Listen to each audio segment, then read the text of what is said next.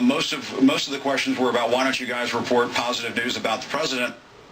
Okay, so why don't you report positive news about the president? I wonder why these people are so understandably upset. According to the Media Research Center, in the first 2 months of 2018, 91% of broadcast networks' coverage of Trump was negative. The favorite story, of course, was the Russia investigation. And of the time devoted to covering the administration, 1/4 of it, 24% of that airtime, was devoted to the Mueller probe. No other administration topic received that much attention, not even close. And when they do cover another topic, like immigration, for instance, it's 92% negative, only 8% positive. And you wonder why people are ticked off? It's not surprising that in a new survey by the research firm Brand Keys, Fox News is near the top of the trusted names in news. CNN down near the bottom. Of course, the media may not be great at objectivity, but they're total pros at blame deflection. These opinions that these folks have at these rallies, they're shaped by what they see in the primetime hours of Fox News. It's very unfortunate, but it's a pitting of American against American, and honestly, it needs to stop. The erosion of basic standards of civility and human decency continues. It's not just a Republican phenomenon, but we are being led down the drain by President Trump. Oh, a little overstatement there, Jake. I mean, so it's our fault, or it's the president's fault, that the press refuses to do no soul searching at all? Job. None of the blame is theirs? Their job. Have they not seen those surveys that show trust in their network, their product, is at near an all-time low? A new poll from Quinnipiac found that a majority of all Americans disapprove of how the media covered Trump. Among Republicans, nearly 9 in 10 disapprove. But still, come on, it's the people who are the problem, not the press. This kind of unfocused, visceral anger at the other side are really neutral people, like folks in the press corps. It can lead to this.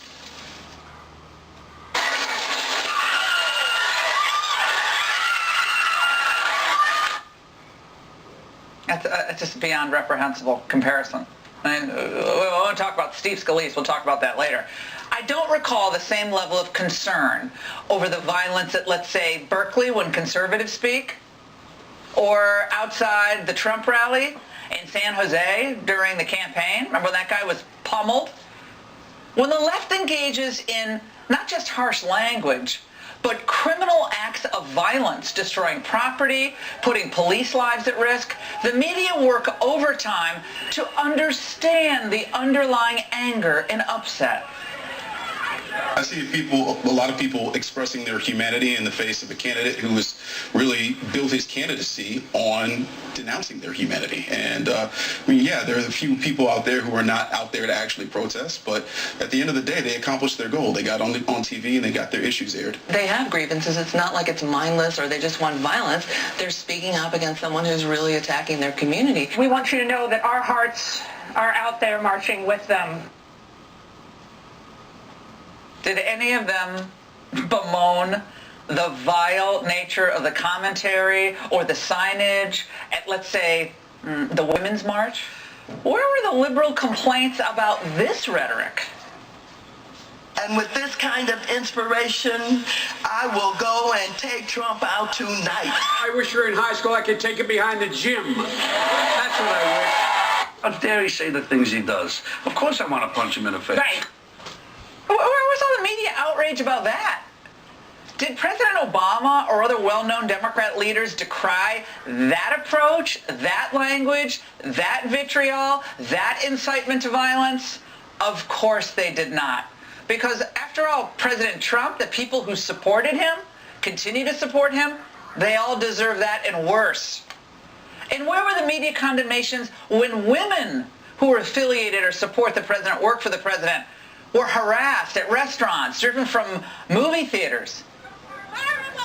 The liberal media don't have any difficulty finding tough words to describe Trump supporters, though. It's truly dangerous. Yes. And we keep referring to his base. Well, I'm sorry, but the people we saw the other evening at that rally, if that's his base, it's deranged. Deranged? Well, I guess he kind of is an expert on deranged, sitting across Joe Scarborough for all these years. But come on, the selective media outrage is laughable. It's also kind of sad. It's that building. Everyone who spends if it's too much time directed there at Trump, loses their freaking protests mind. and violence are considered really patriotic and kind of cool. Here in studio are two political heavyweights, Matt Schlapp on the American Conservative Union side and Philippe Reines, a former advisor to Hillary Clinton, and in California, a man who's written extensively about media hypocrisy, especially when it comes to violent rhetoric. Anyone who was a quote-unquote of the Hoover advisor Institution. to Gentlemen, Hillary great to see Clinton all is of you. not qualified to give advice to I don't even know where to anyone start. else in the future. What do you want me to... Your reaction. My reaction is... Your laughter is what I was writing about. You're laughing both at America or the supporters or the people at the rally? I'm not laughing at America. I'm laughing because I see what happens if someone just watches this every night. Now, I understand if someone only watches another channel every night. It's very possible that you're not 100% right, you being Fox. Really? This CNN is not 100% right. That's some and there's somewhere in between. Out there. But you don't get any of that. There's no common, Somebody's got a dog I'm not going to be on the set. cutesy about common ground, but we were talking earlier about different conspiracy theories. There is nothing I could say to debunk one, because I would say, well, here, look at this Associated Press story, or here, look at this Fox story. There's nothing we all agree upon. So you have this toxic environment in the White House briefing room. I don't think it should be on TV anymore. But you also have a president who is lying. He is lying multiple times a day. He's lying at a rate more than anyone ever has. True. It is true. It's not true. He has lied 4,229 times. That's a the line. other day. That's a line from left-wing outlets. It's exactly what you're talking about. We can agree on truth. There is truth, and there are good reporters. Do you fact But check? that does not help. The fact-check organizations that all these groups Well, why don't you? are all paid by your left-wing buddies. let him- And that shouldn't happen. We should have. There is truth, Laura. There is right. There is wrong. By the way, all politicians should be held to that standard. But I agree with you. You can't go out there as a journalist and say you're objective and then be on your Twitter feed making fun of me and my friends and my family on a regular basis. You don't get to have it both ways. Do you think that the polling on the way that people feel about the media in general, whether they approve or disapprove of the coverage of the president, the majority, it's not a Fox poll, No, I know. the majority does not approve of the way they cover the president, and the majority believe they're biased toward the liberal side of the equation. So I know you have your views about the president. I'm trying to keep this argument focused on this conflagration between the media and conservatives. And Victor Davis Hanson, you just wrote a column today about this, about the culture that we live in. Your reaction to what you saw and heard over the last few days and the angle? Well, I think there's a certain elite that feel that because their aims are so virtuous, or they're so enlightened, or they're so well educated, that the means to achieve them are okay. Take Jim Acosta. In reaction to that, a reporter at Politico said that the people basically at that rally had no teeth, and they were garbage. We haven't heard that since Peter Strzok said that people smelled at Walmart. And you get into this deplorable and irredeemable, and you've got political activists that brag on Twitter that they go across from the White House and make noise so the president can't sleep. And it's all predicated on this contempt that they have for a geographical or a sociological or a cultural subset of America, and they're imbued with it. And the irony of it, Laura, is that when you take this Sarah Jeong that is now a member of the New York Times editorial board, she's a product of Berkeley, she's a product of Harvard Law School, and yet she's voicing racist sentiments are right out of the Middle Ages. And the same thing with Ocasio-Cortez. She's a Boston University graduate, but she's clueless on the Middle East or on basic economics. So red state America is presented with this paradox that this really well-educated, enlightened elite knows everything, but they really don't. And yet they disparage people on the basis of class, and we're going to... They don't get the cool clothes. Maybe they don't speak in the same highfalutin terms of other people, but they're good people, and they think America is in trouble, and they think Donald Trump has more answers than the in crowd. That's why they voted for him. They believe he fights for them, and the media don't get that. So focusing on the media, do you believe that they're giving the policies of this administration a fair analysis, Philippe? I do, and I think you're defining unfair course he does. as coming up with a negative Yes, outcome. such great advice. And that's he gave assuming HRC. President Trump never makes any mistakes. No, of course he does. Of course he does. I call him out for mistakes. You do it on immigration all the time. I think the problem is elite is code for looking down on someone. Soy boy, calling someone beta male, low IQ.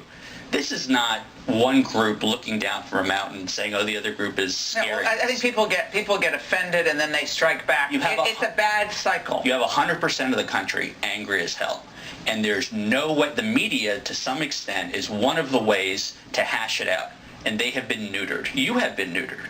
The same way you talk to your crowd, Jim Acosta talks to his crowd. But he's not an opinion journalist. I am. Difference. I'm not a reporter. I'm a commentator. I worked for the Reagan administration and I clerked for Justice Thomas. I don't pretend to be objective.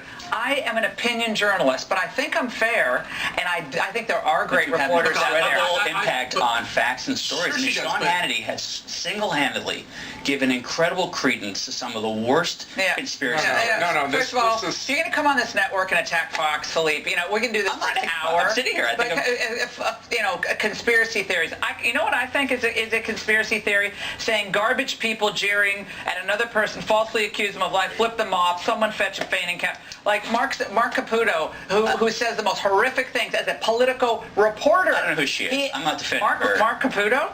You know who he is? This Sarah Young person. Yeah, well, that's the Sarah Young is the. I think everyone has said things that they should regret, whether they do or not. Right, but I'm not a reporter. These people are reporters. They're supposed to be calling balls and strikes, correct? And they are. And when Sarah Sanders lies to them, they're calling it out. Quick. No. Here's the thing. When Jim Costa goes to a Trump rally, No, they're not, though. They're going to be. We'll get you in. Obviously, you're going to have Trump supporters and conservatives. By the way, these are Americans. This is the audience they're trying to get. He can see the hostility in how they cover things. Why doesn't CNN listen to what the American people wants? Their ratings would be better.